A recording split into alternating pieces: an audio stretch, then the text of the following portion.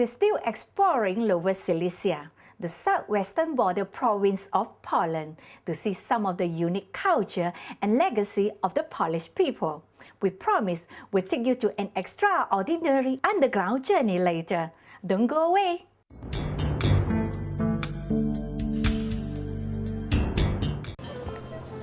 I always find old towns charming as they have their own unique character.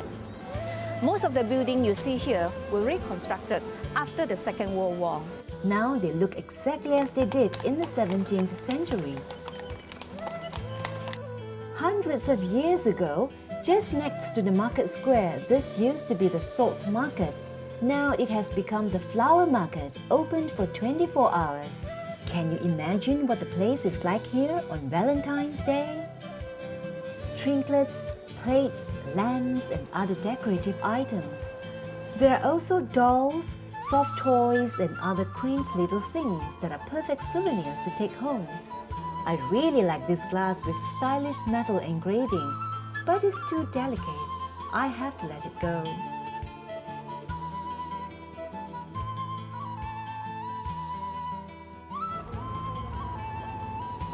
There's also homemade honey that tastes really good. The local specialty is handmade porcelain pottery, and you see it everywhere in unique designs. You're called Sol. Sol. Yes. Sol. Jak jest masło po angielsku, nie wiem. Motel? The Polish language is so different from English, which they hardly speak. Anyway, at least I learned to say thank you today. This is 10, 20, 100. Tequi? Cinque.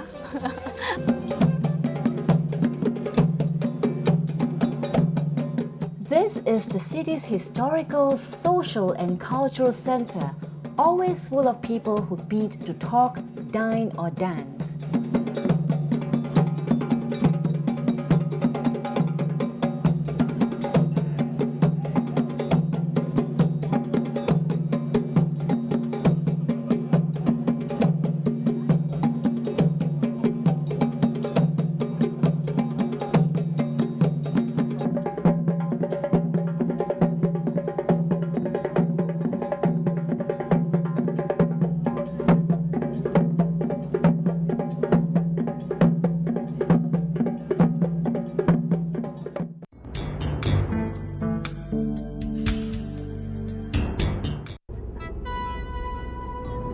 Another day of fine weather and we are driving southeast to Krakow, one of the oldest and largest cities in Poland. Our destination in Krakow is the Wieliczka Salt Mine, a UNESCO World Heritage. It had been the source of rock salt or table salt since the 13th century, but commercial mining was discontinued in 1996 due to low salt prices and mine flooding. However, it is still the world's oldest operating salt mine. We are now entering Krakow and will head straight to the town of Wieliczka in the suburbs.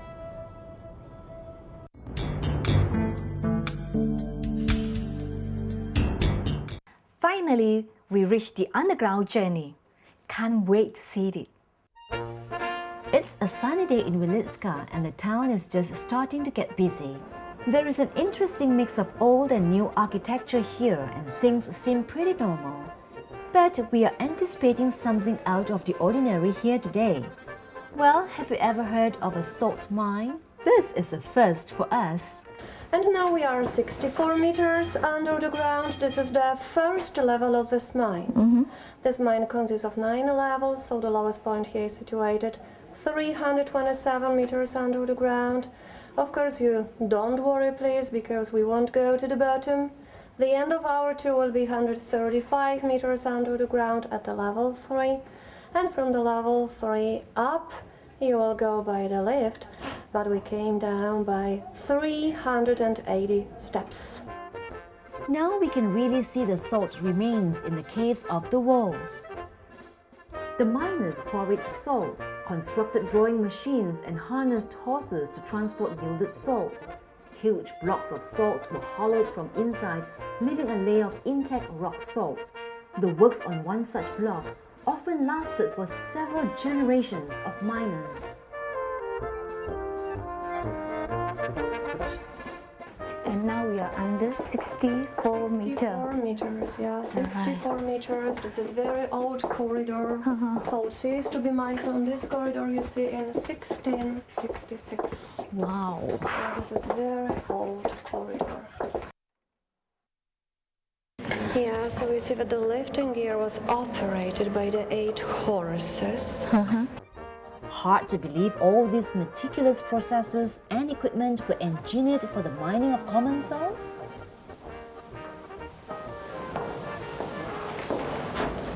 And this one is the original one, and this one is also in the original. Salt was value in the past, like gold was used for preserving food, so it was a royal mine in the past. Salt ceased to be mined from this room in 1669 by pickaxes only, so by hand. So we can say that all the chambers, all the corridors you see are man-made, handmade.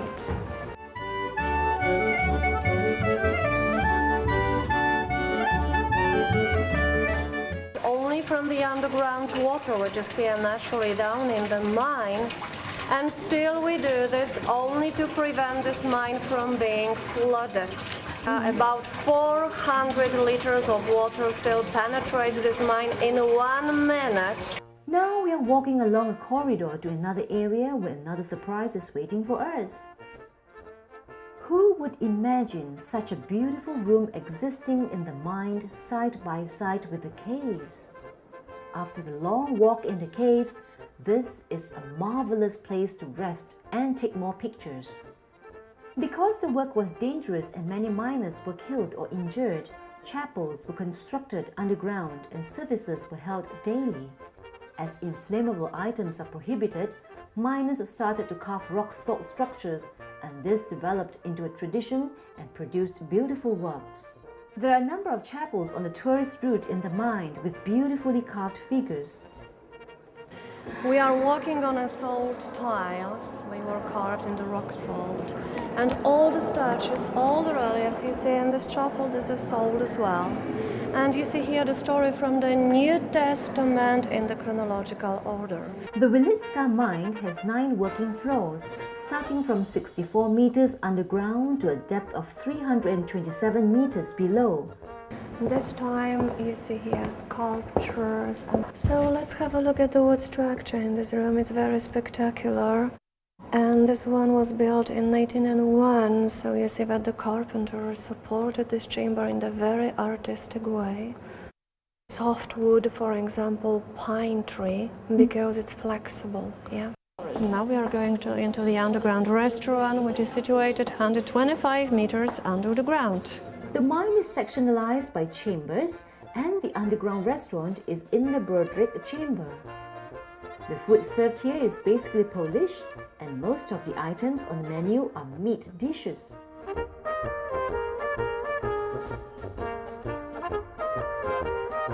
An antique lift took us up back to a souvenir shop. Do you know that salt is not only used for food, but also for making lamps? They are called salt rock lamps and are believed to be good for your health.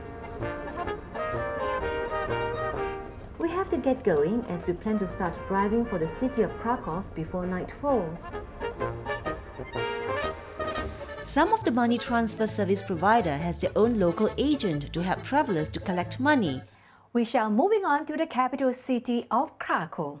On the way, we will explore some interesting places and spend some time viewing the much talked about the Churches of Peace. These churches were built without using a single nail.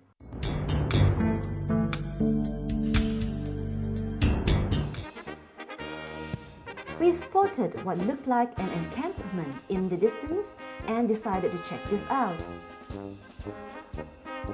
Why, this is a mock-up archaic village. We feel like we've been brought back to the 16th century in this village that is inhabited by the Chocólow tribe, who are the indigenous group of people found in southern Poland. The place was rather quiet and sleepy because it was actually not visiting hours yet, but to our delight, we were welcomed in anyways. It's coffee, sugar, cardamom. Cardamom. Then take sugar, a lot of sugar. Okay. Turkish coffee must be sweet, very sweet. Okay. This fortress is another relic of centuries past when battles were fought between neighboring countries over territories. Soldiers stayed in the fortress to defend the city against enemies. Hot water. Take coffee. Oh, okay. Coffee. Let's watch them brew it first. To enjoy your cup of coffee, you'll have to wait patiently and savor the whole coffee making experience. This saloon must have belonged to another era, perhaps the 19th century, and this must have been a very lively town once. Thank you.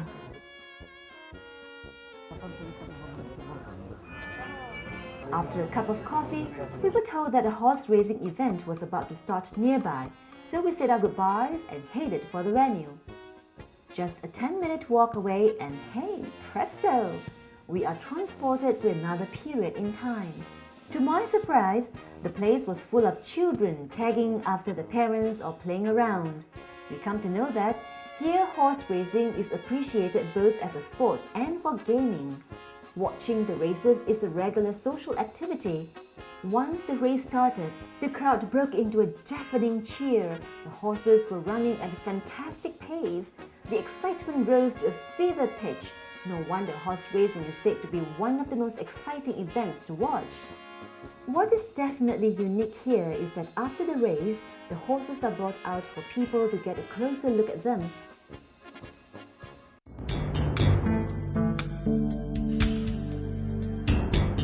We are now going to view the Church of Peace, the largest timber frame religious building in Europe, which is completely constructed without using a single nail. Let's take a closer look. These churches are named Churches of Peace because they are built during a time of religious strife between Roman Catholics and Protestants in the 17th century. Following the Peace of Westphalia in 1648, the Protestants in the Roman Catholic parts of Silesia were permitted to build 3 evangelical churches, but they had to be outside the city walls and made of wood, loam and straw, and with no nails at all. They were built in Krakow, Wieliczka, and Java. The first 2 have been listed on the UNESCO heritage sites since 2001. The one in Krakow was burned in 1758. The churches are not only a symbol of the quest for religious freedom, but also a demonstration of human ingenuity. All the knobs are wooden, and at every joint there is a knob without a single nail. The architecture is unique with high aesthetics, and the buildings have stood the test of time.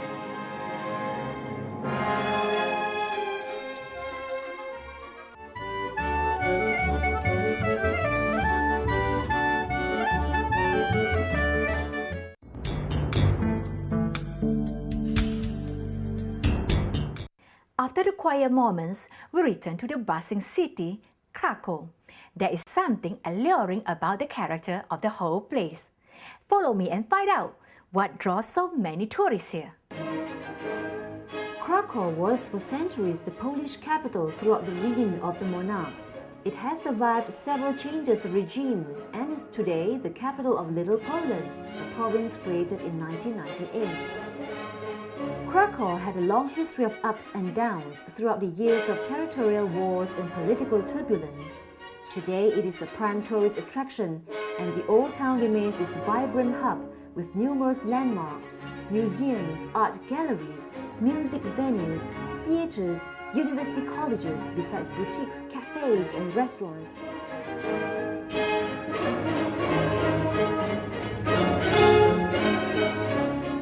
Street artists are a proud puller too. They can paint anything you want. These would be excellent souvenirs that are light and easy to take home. Coin collectors would be thrilled to know Krakow coins are offered for purchase here.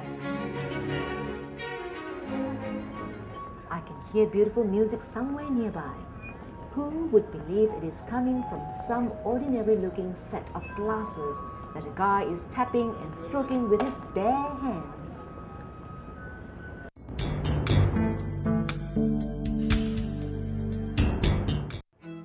Before I came to Krakow, I heard so much about the Cloth Hall.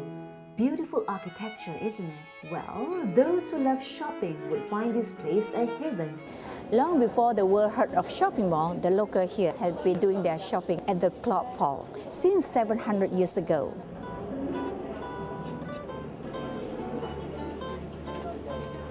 This is the world's oldest shopping mall, the Cloth Mall. It has been in business in the middle of Krakow's central Grand Square for 700 years.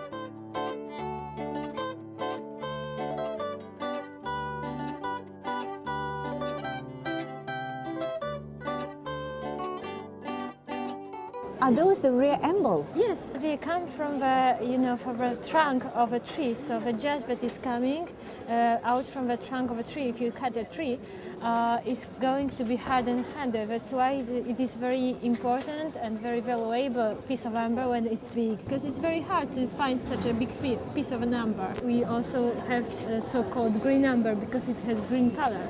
And sometimes in the amber you can see some kinds of an insect. It is also very valuable piece of amber.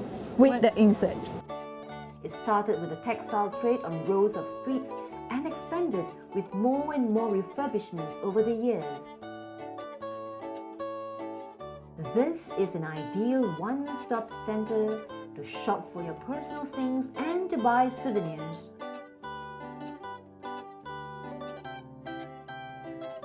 Other than all that we have visited today, there is so much more to see in Krakow. It is no longer the Polish capital, but any visitor to Poland must not miss seeing the old capital and experiencing the ambience of its glorious era. Much of its old tradition is preserved here, like the horn blowing from the church. You can hear it at midday, daily, just like in the old days.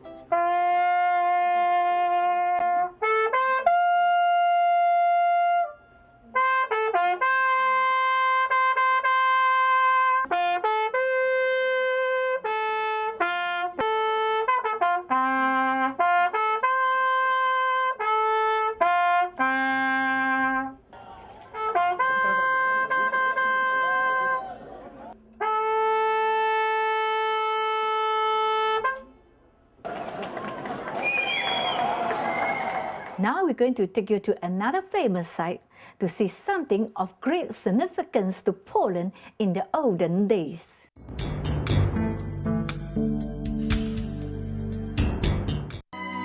In the Middle Ages, Krakow had a wonderful system of defense. The city was surrounded by walls with many towers. In 1499, the Barbican was built to become a very important part of a complex system of fortification and barriers encircling the city of Krakow. Since this history is so important to the Polish people, let's hear it from the local. When king have visitors, they used to walk this way to the main gate. Exactly. He visited some kings or very important persons visited the city. They have went from this direction into the direction of Wawa.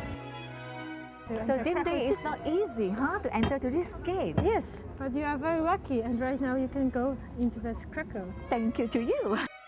Since we have indeed entered, let's move on to another major landmark.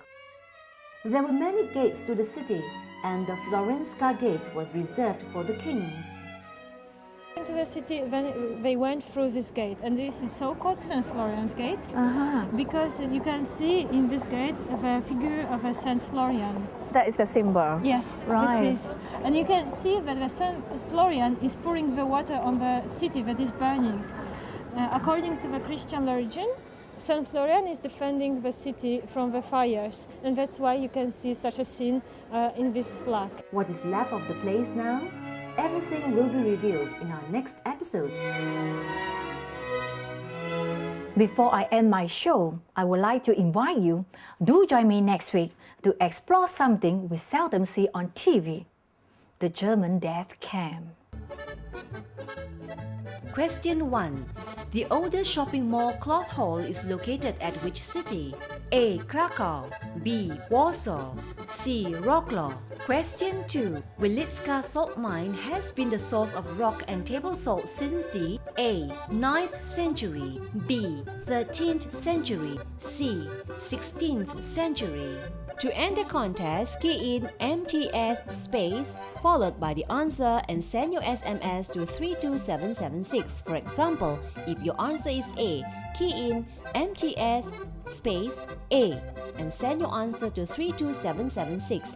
If you wish to participate again or send another entry, key in MTS and your answer and send it to 32776. First and second winner, 5 days ground tour in Shanghai or 4 days ground tour in Guilin or 5 days ground tour in Chengdu. Third winner, Canon printer MP258.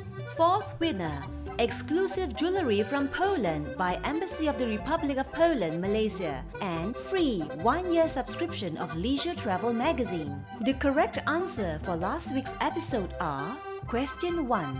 Which mountain can you walk on without having to climb? The answer is A. Chocólow Mountain. Question 2. Which is the largest university in the Wroclaw region? The answer is A. Aula Leopoldinum University. You stand a chance to win a grand prize of a 8 days tour in Europe, the ultimate 8-day 6-night New Europe Explorer, Prague, Bratislava, Budapest, Vienna, Salzburg, Innsbruck, Frankfurt, Hosenwanga Village. Grand prize second winner, a Canon digital camera XS200 IS. German troops invaded Poland in 1939 September, and after about 1 month Poland was under German control. And of course, as you can understand, they started taking people to prisons. Gestapo, the German state secret police, prepared lists of people who played some important role in Polish cultural, political, social or scientific life before the war, and they were being sent to prisons. These doctors were to make decisions who could work in the camp, who could not. And of course, those who could work, young men and women, were placed in the camp immediately. And others who could not work, elderly people, little children, pregnant women, people like this, they were sent along the road towards the end of the camp, and they were sent to gas chambers and were killed right away. So the whole process could be really quick. The trains came, they were unloaded from the train, selection took place. Most people